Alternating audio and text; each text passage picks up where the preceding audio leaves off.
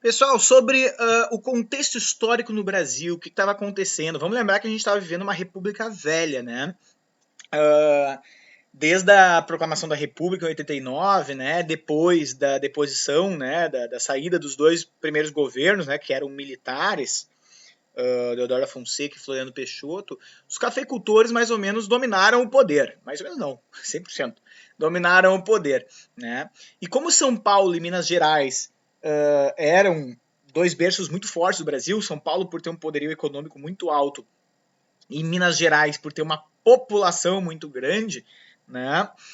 Houve um pacto, né, um chamado Pacto do Ouro Fino entre São Paulo e Minas Gerais, que consagrou aquilo que ficou conhecido para a história como República Café com Leite, né? Café pela produção de São Paulo, desculpa, e leite por causa da produção de Minas Gerais. Né? Era basicamente uma troca de governo, né? De 4 anos, uma eleição para cada, mas na qual os interesses estavam sendo preservados num governo para o outro, certo? Só que em 29, né, pessoal, há uma crise muito forte no mundo, que é a crise da Bolsa de Nova York. E grande parte desse, né, do dinheiro conseguido, né, por São Paulo era na venda de café para os Estados Unidos, que provavelmente naquele ano não ia comprar tanto café. Então, São Paulo acaba rompendo o pacto com Minas Gerais e, em vez de apoiar a candidatura mineira, acaba lançando a sua própria candidatura no Júlio Prestes. Bom, os mineiros decidiram falar, né, e conversar com quem mais odeia paulista, que é gaúcho, né? E os paraibanos, liderados pelo João Pessoa, e fizeram uma aliança chamada Aliança Liberal, que foi concorrer, né, com o Getúlio Vargas como presidente e o vice, o João Pessoa. Né? Então, Minas Gerais apoiou a candidatura de um gaúcho, Getúlio Vargas, com um vice paraibano, que era o João Pessoa. Só que Júlio Prestes ganhou, né? Uma vitória totalmente manipulada, como eram quase todas daquele momento. Era tipo 1.700.000, assim, eram os números meio quase redondos, assim e tal. Né? Bom, o Getúlio queria já destruir tudo, né? Mas o João Pessoa era mais, digamos assim, paz e amor, não queria revolta armada nem nada. Só que quando o João Pessoa volta pro Nordeste, né? Ele vai se reunir num café, num chá da tarde, né? E ele acaba sendo assassinado, né? E aí a,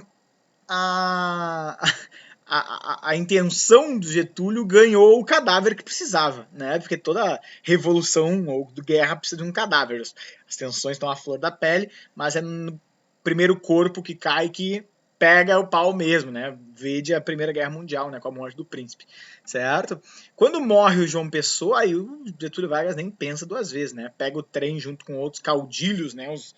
Os gaúchos ilustrados, né? Do poder e marcha até a capital, que naquela época era o Rio de Janeiro, e acaba tomando o poder, né? E é muito curioso que ele, né, ele não vai de cavalo, né? A maioria vai de cavalo, vários vão de cavalo, chegam lá no Rio de Janeiro, amarram o cavalo do obelisco, mas o Getúlio vai de trem, e ele temia muito a sua passagem por São Paulo, né? E pelo contrário, quando ele chegou lá, não sei quantos mil, 2.000 paulistas estavam lá na estação apoiando ele, né? Então, e o Getúlio acaba fazendo a Revolução de 30, né, que é um golpe, né, quase tudo que fica conhecido como revolução no final das contas é golpe, né, vamos lembrar que a ditadura de 64 é conhecida pelos apoiadores como Revolução de 64, né. E aí a história depois ela tem um pouco disso, né, ela chama de golpe se geralmente ela chama de golpe as coisas mais próximas, né, tipo a de 64. E se tiver um caráter mais ou menos nocivo para a história da sociedade, geralmente vai ficar conhecido como golpe.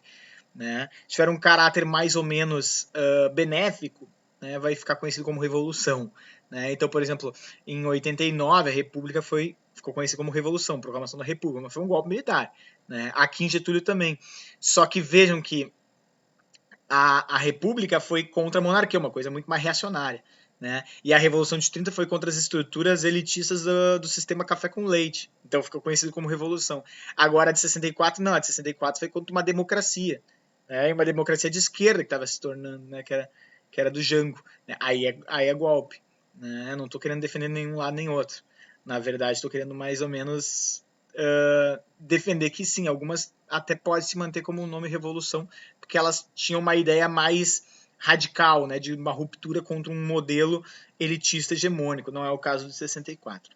Mas enfim, quando o Vargas entra no poder, né, o primeiro intuito dele, como quase de todos os ditadores, né, era estabelecer a ordem, mas depois novamente deixar que a democracia rolasse. Mas não é o que o Vargas vai fazer, como quase nenhum ditador fez, né?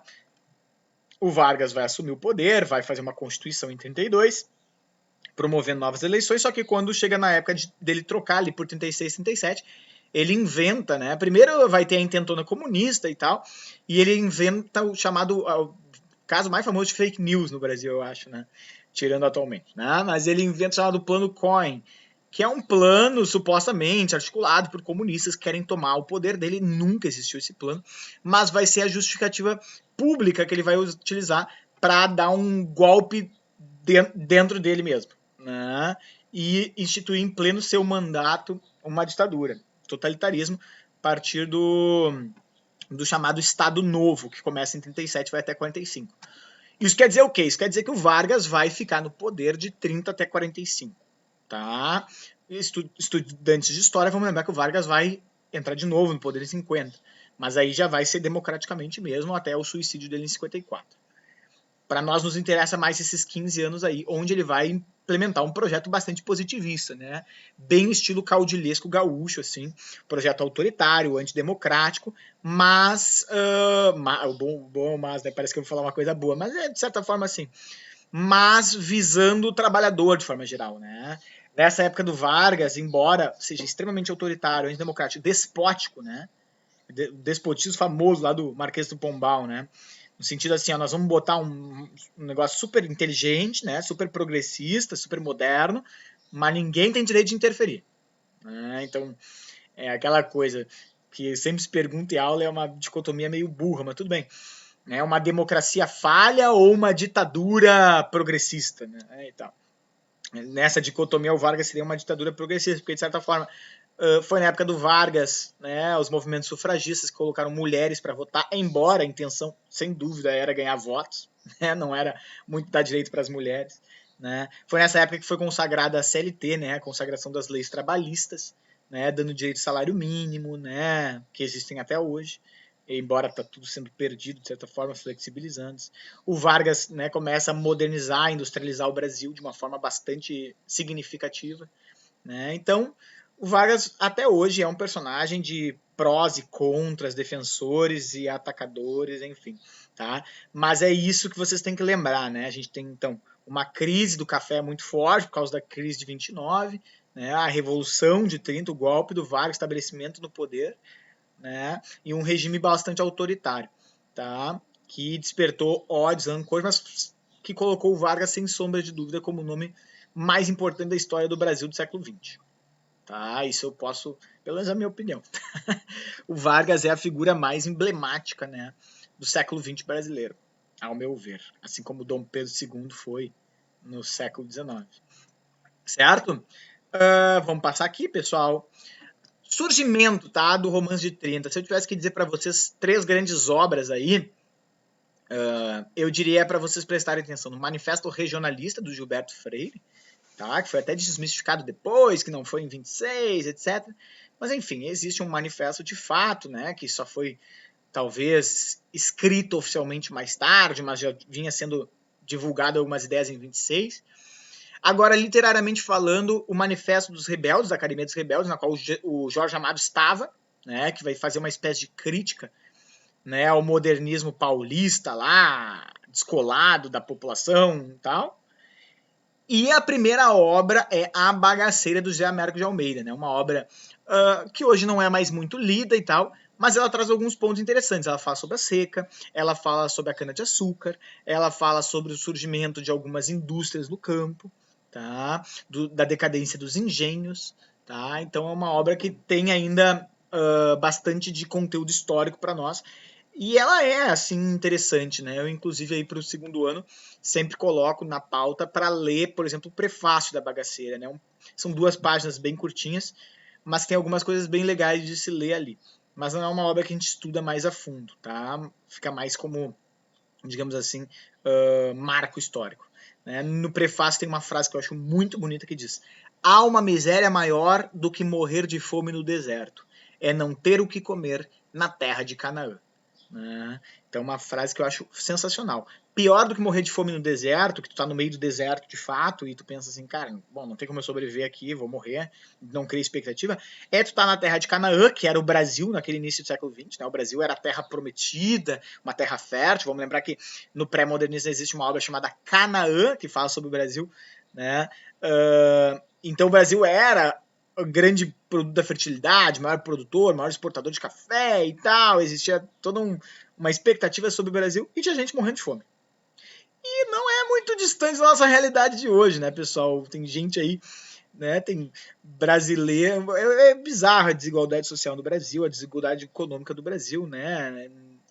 É um dos maiores do mundo e é o maior do mundo dos países desenvolvidos, né, dos países ocidentais.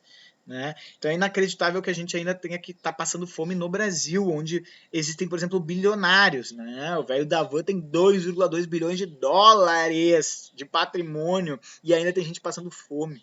Né? Nada contra a pessoa ser rica, mas é inaceitável, né, a gente não ter ainda tributos sobre grandes fortunas, lucros ou dividendos num país da nossa fertilidade, do nosso poder de exportação, que ainda tem gente que não tem o que comer, não tem saneamento básico nem nada. Então isso já estava sendo anunciado aí nos anos 30. Talvez os anos 30 e o Romance de 30 seja o primeiro momento, né, da história do Brasil a trazer essa visão literária tão crítica, tão forte, tão bem explicada, né? Talvez vocês lembrem lá do Curtis Naturalismo, mas não havia uma intenção de denúncia social das condições do Brasil. Era muito mais uma análise experimental, naturalística, científica, das raças, etc. Aqui não. Aqui a gente está trabalhando de uma forma bem crítica mesmo sobre a realidade do Brasil. Tá? Não é à toa que vários livros sociológicos, antropológicos vão surgir nessa época aí, né? Casa Grande Senzala, Raízes do Brasil, né? História da economia brasileira, etc. Tá? Trouxe alguns trechinhos aí, tá? Mas não vou ler, evidentemente. Quem quiser dar um pause. E aí eu vou encerrar falando das temáticas, tá, gente? Bom, no Romance de 30, os romances, né, basicamente vão se dividir em romances mais urbanos e romances mais regionais. A maioria são regionais. E quando for regionais, geralmente trazem esses três temas. Primeiro, a seca do Nordeste e as condições miseráveis que esses nordestinos retirantes vão ter, né, que acabar se mudando no Nordeste, ir para regiões do Sul, Rio de Janeiro, São Paulo, capitais como Salvador, e serem tratados como marginalizados, subhumanos, com subempregos. Tá? O drama dos trabalhadores das regiões dos engenhos, né, quase que vivendo em condições escravas, né, que nem eu falei, né, em muitos lugares não se mudou muita estrutura, né? Em Menino de Engenho, que é uma obra do Romance de 30, do Zé Lins do Rego, mostra que vários escravos continuaram lá com o avô do Carlos de Melo, porque as condições que ele dava era melhor do que os trabalhos assalariados que se tinha numa capital. Né? E a modernização do campo, né? A gente começa a assistir as indústrias chegando, né? As usinas chegando, né? Na região do campo, né? E substituindo os coronéis e os engenhos. Né? Isso vai trazer um grande progressismo para o Brasil, mas muita crise, né, gente, ecológica. Né? Eu tive agora esse verão, estou gravando esse vídeo aí em 2020, tive esse verão agora de 2020 em Alagoas e fui até o Foz do Rio São Francisco. Né? E as cenas são terríveis. Né? Povoados que moravam bem da beira da foz, cada vez mais tendo que recuar, porque as usinas e o tipo de indústria que está sendo instalado lá faz um processo de sedimentação gigantesco e a água do mar está invadindo, já invadiu mais de quilômetros para dentro da fossa, e isso gera um choque de água, saliniza a água do rio, é bastante trágico a situação lá. Na cidade, a gente tem o surgimento das cidades, né, as cidades mais envolvidas, mais urbanizadas, cada vez mais complexas, o desenvolvimento do capitalismo, né, paulatinamente nessas cidades, né, e principalmente o drama das classes médio popular, né, como a desigualdade social vai se mostrar no dia a dia, né, dessas classes mais baixas do Brasil. Né? E aí eu diria para vocês prestar atenção em duas obras. Os Ratos, de Dionélio Machado. Os Ratos, vai pesquisar um pouquinho sobre esse livro. Né? O drama do Nazianzeno para pagar a conta do leite. Né? e Capitães da Areia do Jorge Amado, que também se passa em Salvador, uma cidade mais ou menos desenvolvida, mas com condições marginais, mendicantes, miseráveis para a população mais pobre. Certo, pessoal? Então tá.